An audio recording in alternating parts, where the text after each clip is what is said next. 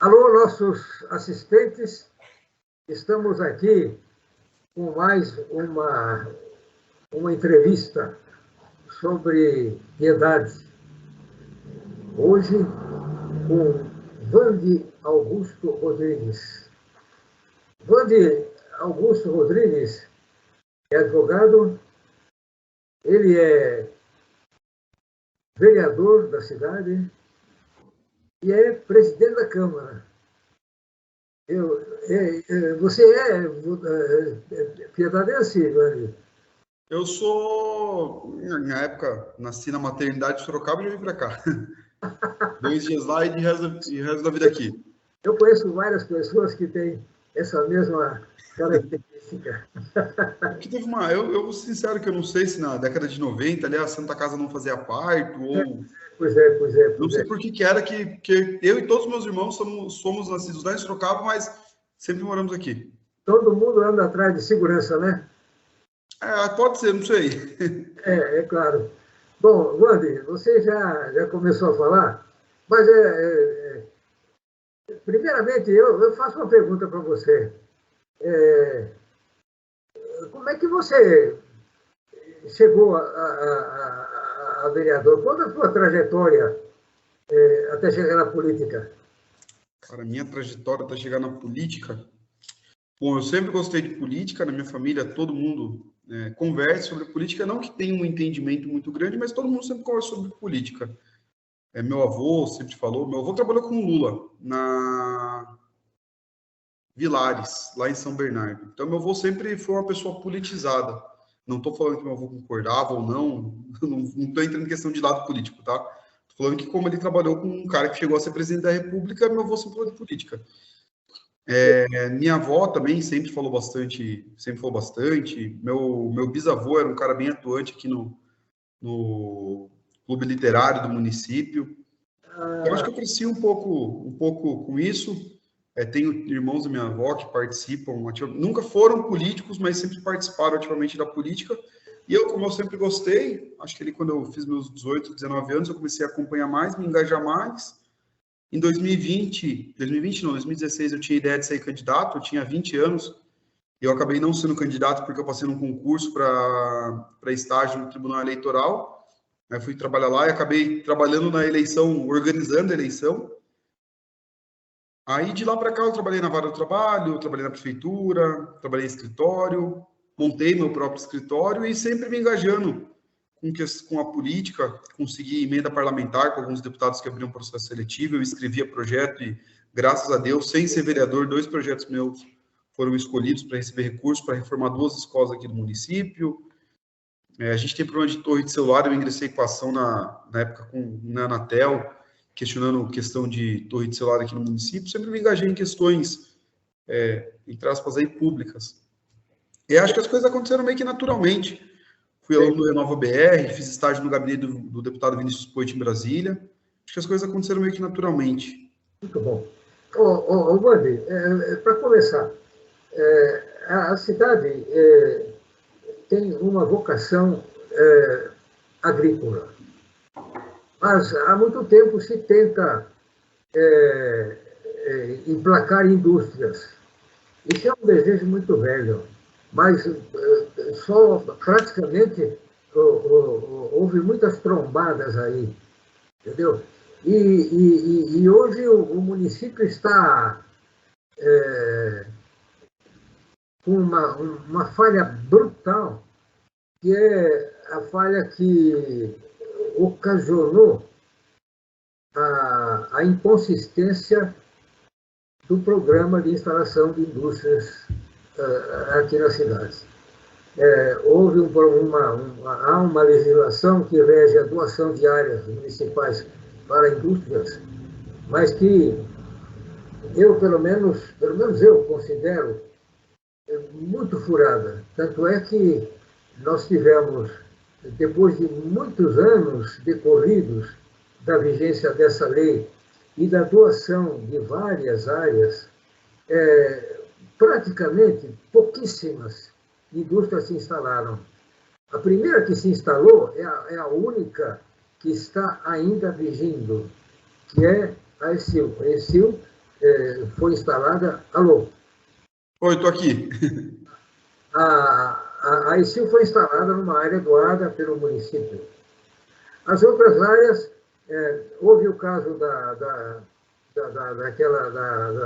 de uma das indústrias que funcionou, mas o grande problema é que a prefeitura não fiscaliza as coisas e, basicamente, o grande responsável por tudo isso se chama CODEP. CODEP é o Conselho Municipal de Desenvolvimento Econômico, que hoje está praticamente morto. Morto porque, no início das reuniões do ano passado, a primeira coisa que foi feita foi elencado uma série de alterações legislativas que ocasionassem a certeza dos resultados das doações, que o resultado principal era a geração de empregos.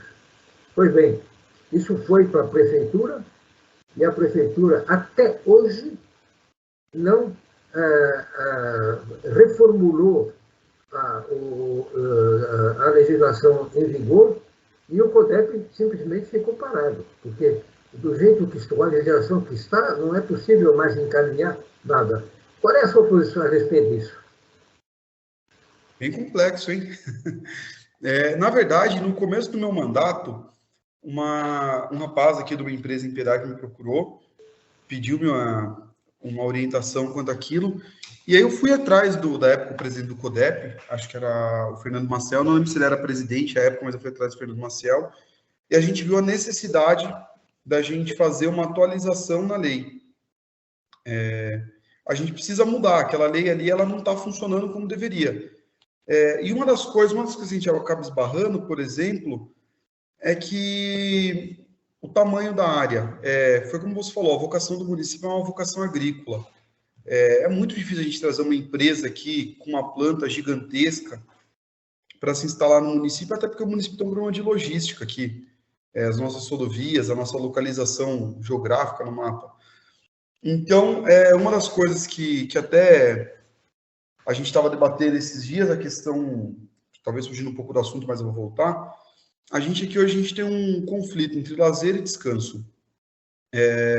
A gente não tem áreas de lazer para bar funcionar até mais tarde, para ter show ao vivo, aqui em Piedade hoje, porque hoje em Piedade, onde você constrói uma lanchonete, um bar, uma casa noturna, vai ter casa em volta.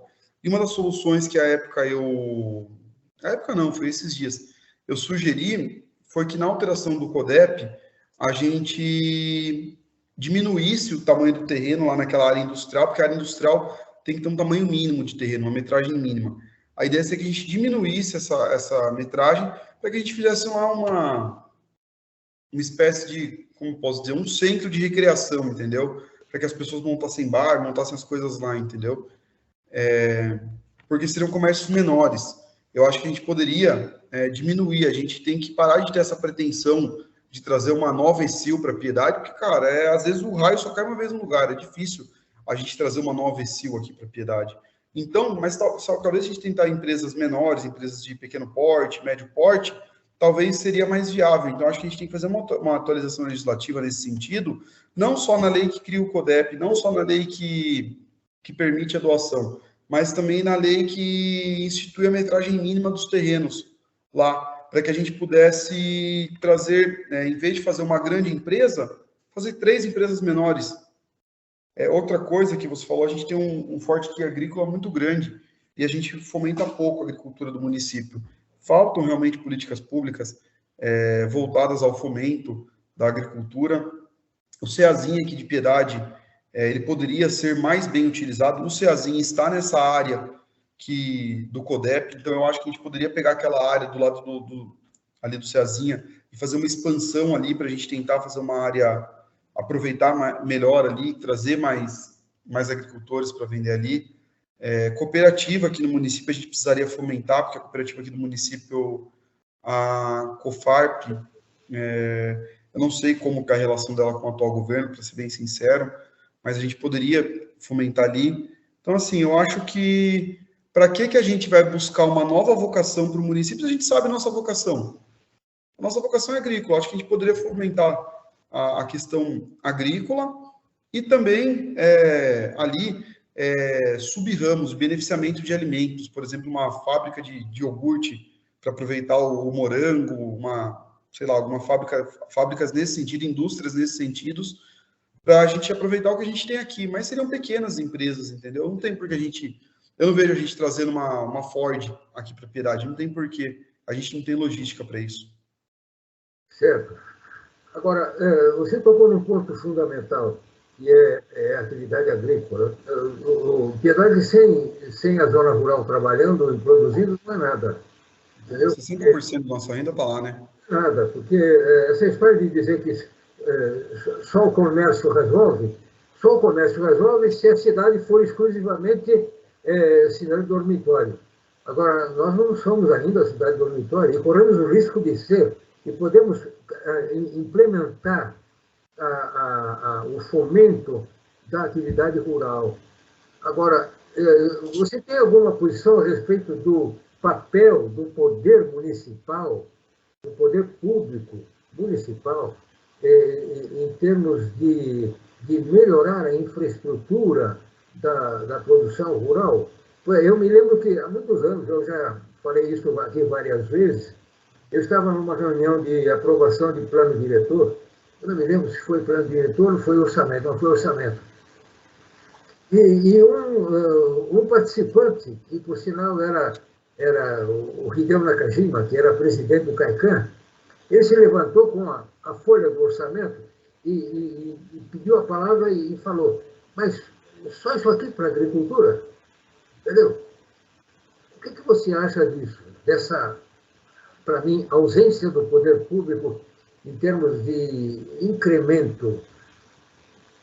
Bom, por exemplo, a gente tem um problema hoje, você foi falando, eu fui anotando aqui algumas coisas. Por exemplo, hoje quem trabalha, eu trabalhei na Justiça do Trabalho, então eu via muita ação de pessoas que trabalhavam de área na agricultura. A gente tem uma dificuldade de formalizar isso. Talvez a gente poderia ter um trabalho na Casa da Agricultura para ajudar quem trabalha diariamente com diária na roça e ajudar aqueles que são os donos da roça, que plantam ali, dar esse apoio jurídico para essa questão previdenciária, seria um primeiro ponto, e apoio jurídico, por exemplo, porque muito deles, às vezes, acabam tomando calote, eles não têm... eles vivem muito na informalidade. Eu acho que a agricultura, apesar de estar evoluindo muito, falta um cuidado do município para uma proteção para o agricultor. Talvez a Casa da Agricultura poderia dar um apoio jurídico para eles, poderia dar um apoio nessa questão previdenciária. Aqui o município acha que a agricultura vive só de estrada, se passa máquina está ótimo. O problema é que o pessoal passa a máquina, na primeira chuva está ruim de novo, porque a estrada o pessoal faz apagar incêndio. E a gente está vendo hoje, choveu aí 2, 3 dias, o solar não para porque estão todas as estradas ruins.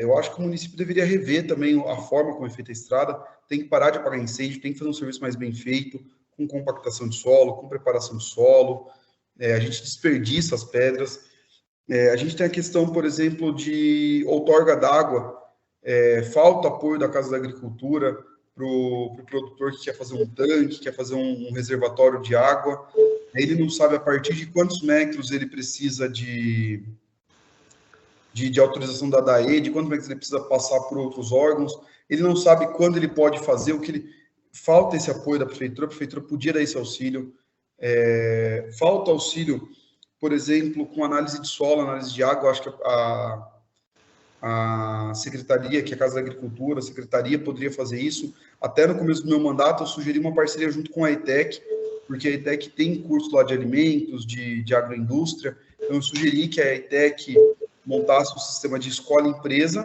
empresa-escola, no caso, e aí a ETEC faria, os alunos da ETEC aprenderiam e eles fariam ali a análise de água, por exemplo, análise de solo de um produtor rural, aquele produtor vai pagar uma taxa muito mais baixa do que ele pagaria para um laboratório, então essa taxinha custearia essa empresa-escola, custearia novos equipamentos para a ETEC, ajudaria a ETEC, ajudaria o produtor e ajudaria em tudo. E aí precisaria do meio de campo por parte da prefeitura. Eu tentei fazer, na época não consegui, eu tentei emenda parlamentar com deputados, acabei não conseguindo, mas seria uma saída. A gente tem a questão de eventos. Uma coisa que, para mim, salta muito aos olhos é que Piedade é o maior produtor do Brasil de alcachofra e é difícil comprar alcachofra aqui. Quando você pergunta, você vai para fora, e onde tem alcachofra? Faz alcachofra em São Roque. Mas em Piedade, que é o maior produtor, a gente não tem. Então, talvez a gente valorizar fazer eventos, fazer exposições, festivais. E aí precisa. Isso aí, o produtor não vai conseguir ter ideia de assim, viu, eu vou pegar um espaço público, vou chamar outros produtores para fazer exposição de alcachofra. Precisa que o município faça, que o poder público faça. Estou dando um exemplo do alcachofra, tá? Mas poderiam ser feitas outras feiras agropecuárias. A gente tem, por exemplo, aquela feira em Ribeirão Preto. Claro, a gente não vai conseguir fazer uma agri-show aqui em Piedade, mas a gente poderia fazer um negócio menor para a região. Então, acho que falta criatividade da gestão pública para ajudar o que movimenta 60% da renda do município. Agora, uma coisa importante, para que tudo isso possa acontecer, é necessário disponibilidade orçamentária. E o orçamento do município é muito limitado. Como é que você vê essa necessidade de investimentos quando não cabe isso no orçamento? Que jeito poderia ser dado para que o município atingisse uma determinada meta que pudesse trazer resultados econômicos? Porque se você, por exemplo, gera uma produção agrícola grande, você gera receita. E a receita gerada por uma atividade agrícola, ela repercute diretamente no comércio. Agora, esses investimentos públicos precisam ter uma fonte. Agora, como é que você vê essa situação? Bom, Dubeck, na sua pergunta, que ela está um pouco da resposta. Todo investimento do município que gera retorno já é um bom negócio. Esses eventos gerariam renda para o município, porque viria gente de fora, as pessoas gastariam aqui, geraria imposto, geraria emprego, a pessoa com emprego gasta mais no comércio, por sua vez gera mais ISS, gera mais imposto, gera tudo. Mas falando mais diretamente ligado ao nosso orçamento, eu acho que o orçamento público falta de prioridade. Eu acho que não só em Piedade, mas é um problema ao Brasil, o populismo que o nosso país vive. A gente aprovou agora, segunda-feira, a Câmara aprovou a concessão do transporte público, a autorização, e dentro da concessão tem lá a autorização por tarifa zero. Eu apresentei uma emenda que limitaria o gasto, ia dar algo em mais de 12 milhões de reais por ano, seria o limite. E mesmo assim a emenda foi rejeitada. Não sei se o entendimento foi que o limite é pouco, 12 milhões era pouco, eu não sei porquê, mas a emenda foi rejeitada. Ou seja, abriu uma margem para que a gente gaste mais de 12 milhões de reais do orçamento público, do pagador de impostos, com o transporte público. Transporte público é uma prioridade? Deve ser, mas o município custear do próprio bolso 100% para todo mundo, a gente tem que entender que o cobertor é curto. Tem pessoas que não têm condições de pagar, tem pessoas que não têm condições. E eu acho até justo o município custear para quem não tem condição. Mas para quem tem condição, tem que pagar. Eu entendo assim. Quem tem menos condição, paga menos, quem não tem condição nenhuma, não paga nada. Mas aí a gente vai, por uma questão de populismo, de escolha política, e eu vejo como populismo, a gente vai fazer um projeto que vai gastar mais de 12 milhões. Esse dinheiro vai ser de outras pastas. Vai ser da educação, vai ser da saúde, vai ser de dinheiro que poderia ser investido na agricultura. E esse dinheiro até vai ter um retorno, porque a pessoa vai economizar com a passagem, esse dinheiro economizado na passagem vai gastar no comércio. Mas não é um retorno que tem uma capacidade de geração de emprego, de geração de renda grande. É um retorno quase que mínimo. Eu acho que se a gente investe uma parte desse recurso, por exemplo, em tudo isso que eu falei para a agricultura, a gente tem um retorno muito maior. Eu acho que o orçamento público é uma questão de prioridades. Por exemplo, o município vai gastar 3 milhões e 600 mil, fez uma ata de preço de 3 milhões e 600 mil em salgadinho, suco, quitute para inauguração em eventos, fazer evento de inauguração. Aí, 3 milhões e 600 mil, isso é mais que o orçamento da Câmara. Se a gente pegasse esse dinheiro, usasse metade para inauguração e metade para agricultura, seria 1 milhão e 800 mil reais que a gente poderia investir na agricultura, que daria um retorno direto para o município, que geraria renda, geraria emprego, geraria tributação para o município, que o município vive de tributos. Então, acho que falta um pouco de prioridade na hora do uso do orçamento. Certo. Agora, sabe o que eu acho que está por trás de tudo isso? Eu tenho até medo de dizer essas coisas. A população é muito passiva. A população não reage, ela não procura melhorar as coisas, porque o dono das cidades somos nós, é a população. Então, a população tem que reagir a coisas erradas, porque despejar tudo nas costas do prefeito e da Câmara não vai resultar em nada.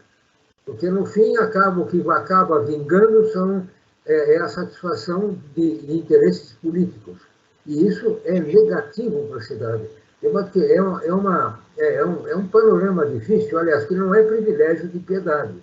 Eu mexo com Votorantim e Sorocaba, a população normal não quer nada com essas coisas, entendeu?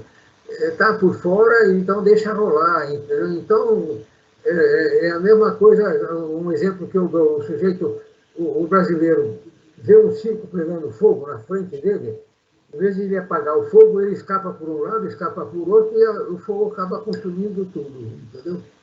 Agora, uma coisa que seria interessante você dar a sua posição, eu acho que nós temos uma deficiência muito grande de trânsito na cidade.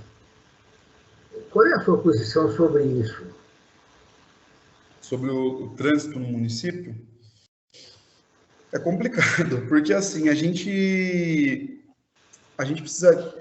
Bom, a gente contratou agora, nesse projeto do transporte público, a gente contratou uma empresa para fazer uma consultoria. A gente não, né? A prefeitura contratou, quando eu falo a gente, eu falo Piedade, município de Piedade, mas quem foi a prefeitura. Contratou uma empresa para fazer um estudo sobre o transporte público aqui do município, o estudo é totalmente errado. A gente precisaria contratar um estudo sério, diferentemente desse, um estudo... A gente teve o plano de mobilidade urbana e surgiram algumas ideias, alguma instalação de rotatórias, pontes. É uma coisa que eu reparo muito, Dolbeck, quando a gente vai para Sorocaba, por exemplo. Se você perder uma entrada, você não entra em qualquer rua, você tem que fazer um retorno. O piedadense ainda não está acostumado com esse conceito de retorno. Então, se a gente faz uma mão, que hoje é mão dupla, vira mão única, as pessoas não gostam, as pessoas ficam bravas. Eu acho que a gente tem que começar, a primeira coisa, organizar o nosso trânsito. No sentido de algumas ruas virarem mão única. Aqui perto da Câmara, ali perto da Rinodê, do Câmara, ali, o trânsito ali é um absurdo. As pessoas ficam cruzando para entrar e sair ali, deveria ter um canteiro central para obrigar as pessoas a fazer um retorno ali por trás do Folena, perto do Cônego, ou por trás, ali perto do Conservatório. A gente teve que fazer essa organização. E tem um estudioso sobre o trânsito chamado Donald Schalp, que ele fala que o estacionamento gratuito é o maior inimigo do trânsito. E realmente Tem vários estudos indicam que pelo menos 30% do trânsito é causado por pessoas procurando vagas. E nós não temos hoje estacionamentos públicos. As pessoas param na rua, na frente do comércio. Então, eu acho que uma coisa que a gente poderia resolver o trânsito aqui no centro da cidade seria com a criação de estacionamentos públicos. A gente podia fazer aquele sistema, por exemplo, algumas estações de metrô tem lá em São Paulo que são marquises, que aí a pessoa para ali no estacionamento público, talvez um pouco mais longe, mas ela iria até o lugar dela na sombra, no abrigo da chuva, com uma marquise, por exemplo. Eu creio que um bom lugar para isso, mas aí a gente precisaria conversar com a Igreja Católica, seria, por exemplo, o Pátio do Divino. Porque o Pátio do Divino teria entrada ali pela rua principal e teria saída para Marginal. Se a gente conseguisse, por exemplo, uma parceria ali público-privada com o Pátio Divino para ali nos dias da semana funcionar como estacionamento público, seria sensacional, porque o município geraria renda para a igreja fazer os programas sociais, as reformas que a igreja faz, entendeu? Mas é difícil você tentar mudanças, ainda mais mudanças bruscas, e mudanças que num primeiro momento as pessoas não gostam de mudança. A gente viu quando colocaram estacionamento 45 graus. O trânsito diminuiu, porque era mais fácil entrar e sair, mas muita gente não gostou e a gente voltou para o estacionamento que é hoje. Então, quando a gente muda, eu acho que falta um pouco de coragem. O medo, aquele medo da reeleição. A gente vê muita coisa não acontecer em Piedade, que seria bom para o município, porque o resultado vai ser colhido daqui 1 ano, 2 anos, 3 anos. e as pessoas, a classe política como um todo, quer resultado dentro dos 4 anos. Quando um político ele vai fazer uma ação, ele quer o resultado antes da próxima eleição. Ele não quer fazer uma coisa que vai refletir na próxima gestão, ele quer agora, porque ele quer usar isso na eleição dele. Então, a gente tem que começar a ter mais política de Estado e menos política de governo. Essa aqui talvez seja a ideia. Mas esse ideal que você prega, eu acho também que é muito positivo, está na mão da população. Porque a população tem que perceber que essas ausências de decisões públicas são nefastas para o município. A pessoa só vê 20 centímetros além do nariz dela, entendeu? Precisa ver um pouco para frente, não é possível isso. Eu acho o trânsito da cidade cada vez mais complicado, mas precisa que haja uma pressão pública para que medidas sejam tomadas e chegarem aos finalmente, isto é, haver cumprimento. Veja, em termos de cumprimento de medidas, você como vereador deve estar bem por dentro disso. Nós temos um grande problema de descumprimento de legislação municipal. Se nós formos fazer um balanço da legislação municipal, nós percebemos que é uma minoria das leis municipais internas do município cujo cumprimento seja exigido. Entendeu? Um grande problema, por exemplo, que é um tema que eu vou explorar com você, e pode ser até agora, começando, é o problema do lixo.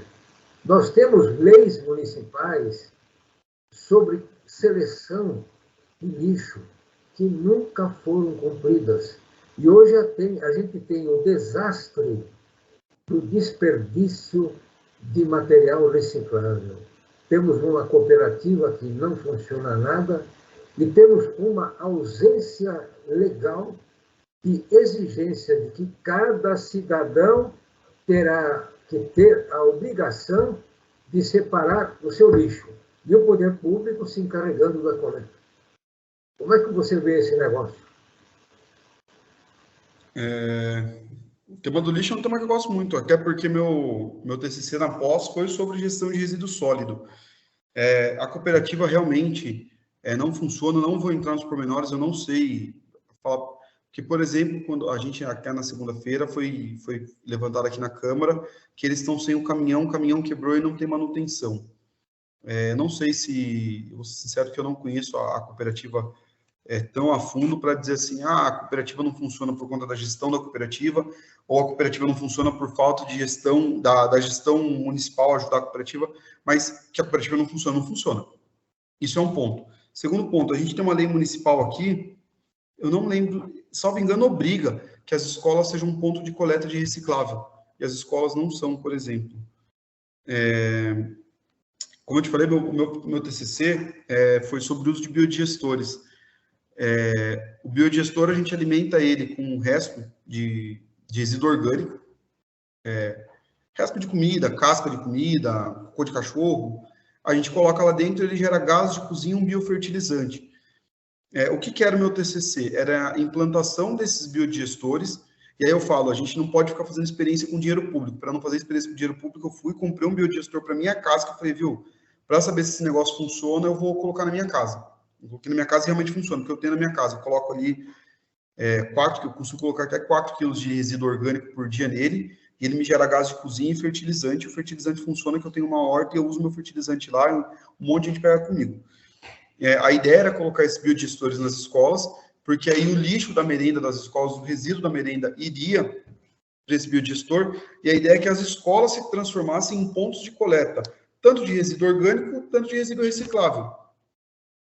Isso ia gerar para a escola gás de cozinha, a escola ia ser autossuficiente em gás de cozinha, gerar uma economia absurda por ano em gás de cozinha, e aí ia gerar biofertilizante. E aí a gente consegue fazer até um link com o que a gente falou lá atrás, de como fomentar a agricultura no município. Esse biofertilizante podia ser doado para os pequenos agricultores, para a cooperativa, para a agricultura familiar, ou também, a gente poderia ou doar ou vender por um preço mais barato, por um preço mais em conta. e aí esse dinheiro ser revertido ou para a PEB da escola ou para a própria Casa da Agricultura, para que a Casa da Agricultura custeie aqueles outros eventos, aquelas outras coisas que a gente falou. Mas a gente fazer esse projeto biodigestor abriria um leque de opções. E eu, não só o projeto, eu cheguei para a prefeitura, eu dei o projeto de mão beijada, como eu consegui recurso com o deputado, através do deputado Ricardo Melão, do Partido Novo, consegui 300 mil reais aqui para o município, que era para isso. Infelizmente, aparentemente, o município não vai executar a emenda, os 300 mil reais, como que foi pedido, mas seria uma saída para o lixo, entendeu? E conscientizar. A gente precisa de ponto de coleta e a escola será ponto de coleta para resíduo orgânico, mas a gente precisa de ponto de coleta para resíduo reciclável. Hoje, onde que você deixa o seu reciclável? A gente não tem um ponto de coleta, por exemplo. Hoje a gente manda o nosso lixo todo para Iperó. A gente precisaria criar ecopontos, a gente precisa dar uma gestão melhor para o nosso resíduo orgânico. Tanto que a Câmara aqui, enquanto presidente da Câmara, um dos meus projetos é que a Câmara seja a primeira Câmara 100% verde do país. A gente tem a instalação de energia solar, o sistema do Câmara sem papel, e a gente está instalando aqui muito em breve também um biodigestor e vamos instalar aqui um ponto de coleta para que as pessoas possam trazer material reciclável aqui para a Câmara. Que a Câmara sirva como um ecoponto para a população aqui, para os bairros em torno. Olha, você falou numa palavra muito importante, ecopontos. Eu brigo muito por causa disso. Conto até uma história que eu vou até repetir aqui. Eu fui fazer uma troca de vaso sanitário na minha casa e depois de instalado o novo, eu vi que eu estava atrapalhado. O que eu vou fazer com o velho? Eu vou colocar na calçada da minha casa um vaso sanitário? Onde é que eu fui? Bom, eu fui à prefeitura, virei do avesso à prefeitura, ninguém pôde me dizer onde é que eu colocava o vaso sanitário. Entendeu? Porque não é lixo doméstico, eu não posso colocar no container de lixo doméstico. Entendeu?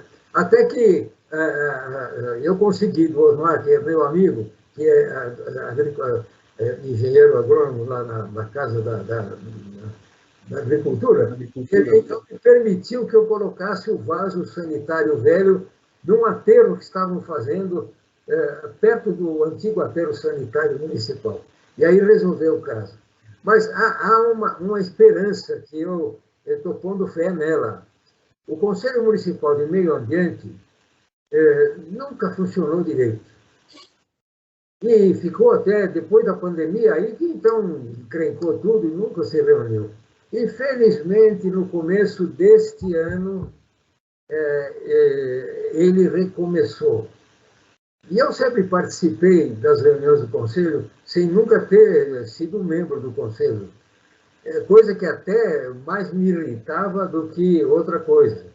E nessas duas reuniões que já tivemos, eu fui como assistente e eu percebi que pode haver uma recuperação de protagonismo do Conselho. Porque os conselhos municipais, eles têm um potencial enorme de atuação, mas costumam ser igual a zero. Eu não atuo nada. Eu já fiz parte de conselho municipal, já briguei muito. Quando fui presidente de conselho municipal, o conselho atuava, entendeu? Eu fui presidente do Conselho de Saúde e nós viramos do avesso a coisa. Mas depois morreu tudo, entendeu? Agora, o Conselho Municipal, o que eu espero dele é que ele tenha força e não seja só um adendo da Secretaria do Meio Ambiente, da Agricultura. Ele tem que brigar por proposituras e forçar o governo municipal a ter postura, porque eu acho, isso é uma crítica minha, que nós temos um poder executivo fraco, sem objetivo, sem enfrentamento de situações e sem comunicação com a população. Agora, isso é fundamental para o município ir para frente, porque nós precisamos ter uma meta, entendeu? Agora, eu acho que o Conselho Municipal é muito importante nisso. Agora, o que você acha, a sua posição em relação aos conselhos em geral? Você tem alguma posição? Tenho. Eu gosto muito da ideia da participação popular. como a última vez que a gente conversou, eu contei para você, a gente está licitando aqui na Câmara muito em breve, possivelmente o edital sai na semana que vem, que é, junto do sistema do Câmara Sem Papel, a gente vai um sistema que a população vai poder baixar aplicativos da Câmara e vai facilitar o contato da população com a Câmara para a gente trazer. Eu gosto muito da ideia da população participando. A comunicação no site da Câmara, o Facebook da Câmara, melhorou muito depois que eu assumi a presidência, porque é uma das coisas que eu exijo. Até hoje, conversei com um rapaz aqui, dei um puxão de orelha para melhorar, porque eu exijo uma comunicação da Câmara melhor. Audiência pública, eu gosto muito da ideia de audiência pública. Eu estou criando agora o sistema aqui junto da Câmara, da Escola Legislativa, estágio visita na Câmara, que é para trazer os jovens para a Câmara, porque eu gosto da ideia da participação popular. Porém, eu tenho uma crítica ao Conselho, que em alguns conselhos a indicação é política.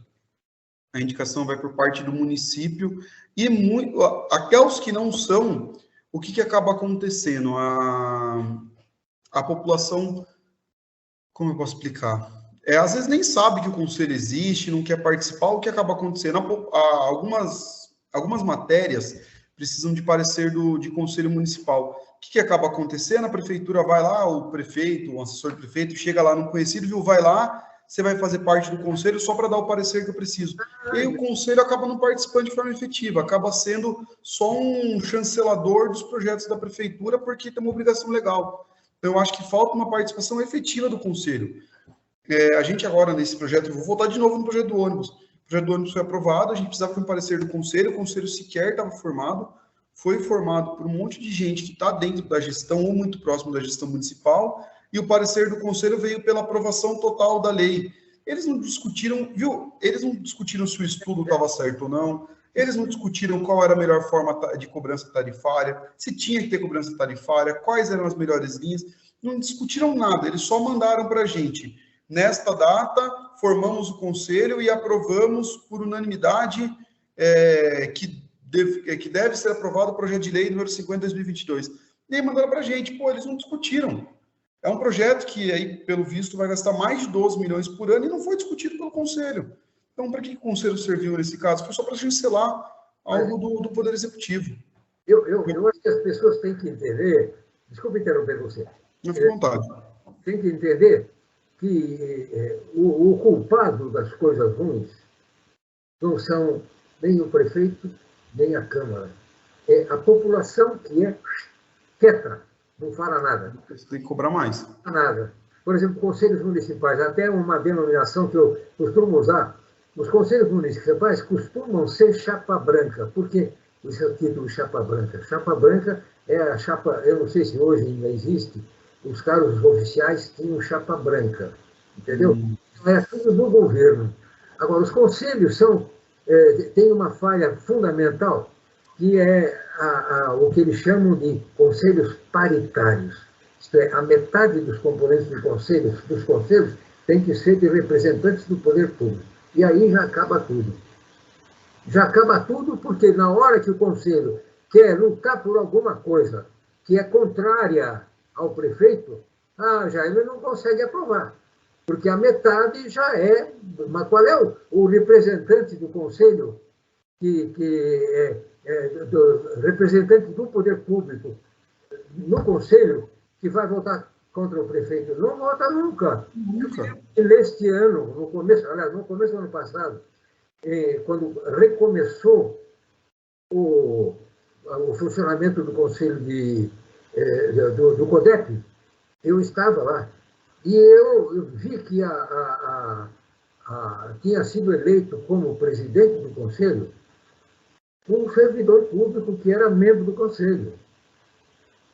E eu, como tinha sido convidado a participar do conselho, então tomei a palavra e disse: está errado isso. O presidente do conselho não pode ser representante da prefeitura. Tem que ser uma pessoa comum da cidade que é conselheiro. E realmente mudou, e aí foi o Fernando Maciel que assumiu a possibilidade. Entendeu? Agora, essas coisas todas são resultados da passividade da população. Isso tem que ser mudado. Não adianta mudar o prefeito se a população continua fraca. Não pode. É que acho que acaba acontecendo que a população tem tanta preocupação, viu? A gente está sendo uma pandemia, preocupação médica, preocupação com trabalho, com a escola dos filhos, e a população às vezes acaba esquecendo que tem que se preocupar com a política, porque, assim, a gente quer mudar de vida. E a gente não vai mudar a população, a gente não vai mudar as coisas sem ser por meio da política. Infelizmente, a mudança aqui tem que ser por meio da política, não existe outro meio. Só que as pessoas ainda estão começando a entender isso.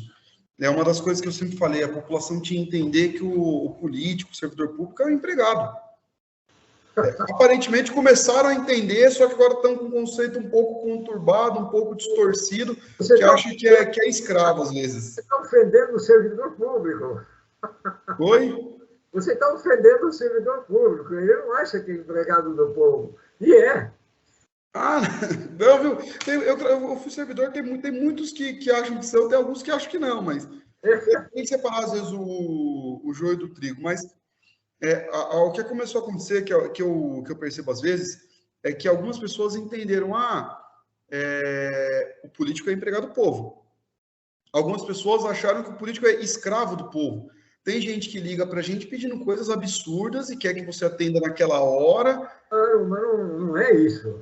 Não é isso. E aí, só que aí o que acontece? Né? Esses dias aconteceu um episódio e, cara, eu vou contar, você vai achar que eu estou mentindo, mas o dia que você vê aqui na câmera, eu te mostro a mensagem. Um cidadão me pediu uma determinada situação, eu falei, olha, cara, eu não posso. Aí ele falou que uma outra pessoa ajudou ele, eu falei, que bom que tal pessoa te ajudou, né? Ele falou, viu, o que você está fazendo enquanto vereador? Aí eu falei, olha, fui eu que aprovei a lei que obriga a pôr câmera nas escolas, eu consegui dinheiro para pôr médico em postinho, eu consegui reforma para 12 escolas, eu aprovei a lei que tombou o Piraporinha, eu fiz emenda no projeto de saneamento básico, que agora vai ter que incluir todos os bairros, e falei tudo que eu fiz. Aí ele me respondeu assim, ele marcou a mensagem e falou, viu, mas aqui no meu bairro não tem postinho, então se eu conseguir dinheiro para postinho não me adiantou nada, e eu não vou mais na escola, então reformar a escola não adianta nada para mim. Falei, pô, você quer um vereador? O que você quer para você? O cara eu te mostro, Beck, que você viu aqui na Câmara. O cara reclamou que eu consegui, apesar de conseguir coisas para a população, nada beneficiaria diretamente ele. Então, para ele não presta. E aí, o que acaba acontecendo? Muito provavelmente, esse cara vai vender o voto dele na hora da eleição para uma pessoa, sem pensar o seguinte, o vereador, a pessoa que está disposta a comprar um voto, é porque ela não vai trabalhar direito. Ela não vai fazer projeto de lei, ela não vai fiscalizar, ela não vai fazer o que tem que ser feito. Se o cara está se dispondo a comprar um voto, é porque ele não vai fazer um serviço de vereador. E se o eleitor está disposto a comprar um voto, ele vai comprar um voto de um cara disposto a vender. Ou seja, quando se junta isso daí, a gente está colocando pessoas aqui que não vão fazer o trabalho que deve ser feito. Que não vão fiscalizar, não vão fazer lei. Agora, veja bem, em torno disso, e enfatizando que repetindo o que eu já disse, que a culpa é da população. Por exemplo, quando nós temos uma eleição e é eleito um novo prefeito, uma enorme parte dos cargos da prefeitura é ocupada por comissionados. Isto é, o servidor público concursado, que foi qualificado para ocupar um espaço, simplesmente é jogado fora. A prefeitura tem que ser um órgão específico para cuidar da administração pública e quem tem que mudar, quando muda o prefeito, são os cargos de secretário só. O resto tem que ficar na mão dos concursados. Mas quando o prefeito é eleito, um novo prefeito, muda tudo. Então você joga o servidor público concursado, joga fora. Agora, que credencial pode ter um servidor, então, como servidor público? Ele não vale nada. O que vale são os comissionados. E é uma verdadeira palhaçada isso aí. Mas não é piedade só. Todo lugar é assim, Lobeck. E, viu, voltando ao que eu te falei, faltam políticas de Estado, sobram políticas de governo. As políticas implementadas são todas políticas para durar 4 anos, nenhuma para durar 10, 15, 20 anos. E aí eu vou te dar um exemplo disso que você falou. A Secretaria de Agricultura e Meio Ambiente. Tem um monte de cargo comissionado lá. Não estou falando que ninguém lá é ruim, que ninguém não trabalha, não estou falando nada disso, tá? Mas eu estou falando que a grande maioria dos cargos que estão lá são comissionados e a gente não tem um fiscal de meio ambiente, que é um cargo que deveria ser concursado. Em 2021, em audiência pública, eu já ficava cobrando, falei, viu, quando que a prefeitura vai contratar fiscal de meio ambiente? A gente não tem fiscal de meio ambiente. Moral da história, não foi contratado, lá está recheado de cargo comissionado, a gente não tem fiscal de meio ambiente. Em 2022, Piedade foi o município que mais desmatou a Mata Atlântica na região, e, salvo engano, foi o 8º, 9º do estado. Ou seja, nós somos um dos municípios que mais desmata hoje, e uma das causas disso é a gente não ter fiscal de meio ambiente. E aí tem um monte de cargo comissionado lá e não tem fiscal de meio ambiente, por exemplo. Mas o negócio não é só disso. Eu estou, por exemplo, aqui na vizinhança da minha casa, tem calçada que não é calçada, e tá toda cheia de mato. Entendeu? Agora, como é que fica? Isto é, o executivo tem que ser um poder cobrador. Agora, para cobrar, o poder público tem que ter força e tem que ter cara para cobrar, porque cobrar tem resultados eleitoreiros ruins, e isso ninguém quer. Certo? Bom, Vande, eu acho que a gente já esgotou o tempo, e com um indicativo grande de que nós, pelo menos eu, vou pleitear de você outros encontros, porque nós temos muita coisa para falar. Você começou a mexer no meio ambiente e é um prato cheio, né? Mas eu acho que vai ficar por uma outra vez. Certo? Não, viu, Dobeck? Quando quiser. Só agora, maio, como você sabe, maio foi totalmente conturbado. Tive com a minha mãe, com o tio, com o pai, com o cachorro, com o filho, com todo mundo. Parece que maio aconteceu tudo. Agora, graças a Deus, as coisas melhoraram. A gente está com mais tempo. A Câmara, a gente tem alguns projetos polêmicos aqui que a gente já conseguiu tirar, conseguiu resolver. Então, o dia que você quiser, a gente marca, a gente conversa. Vamos marcar novas conversas, sim. Tá bom. E convido o senhor para, quando a gente for abrir aqui a escola legislativa, o senhor está aqui, porque a ideia é que você falou. A população tem que aprender a cobrar, a população tem que aprender o que faz o vereador, qual que é a nossa função, qual que é a nossa obrigação, para poder cobrar. Então, convido o senhor para, a hora que a gente conseguir montar aqui a escola legislativa, o senhor esteja presente com a gente na inauguração. Tem a palavra para os finalmente. Oi?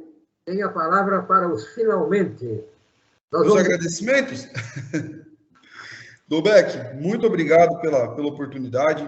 É sempre legal a gente poder falar sobre política, a gente tentar esclarecer algumas coisas, mostrar alguns pontos para a população. É muito gratificante a oportunidade, porque, você sabe, eu estou aqui todo dia, a gente trabalha todo dia, às vezes as pessoas não veem isso, porque as pessoas acabam não vendo a nossa carinha ali o tempo todo. Então, é gratificante essa oportunidade de a gente falar um pouco sobre o que a gente está fazendo, falar um pouco sobre o que a gente pensa, mostrar algumas posições, e isso só engrandece o nosso processo democrático e nossa democracia. Obrigadão, Dobeck. Eu agradeço a você, Vande, e agradeço a quem está nos assistindo. Até a próxima. Obrigado, Dobeck. Até a próxima. Tchau, tchau. Fique com Deus.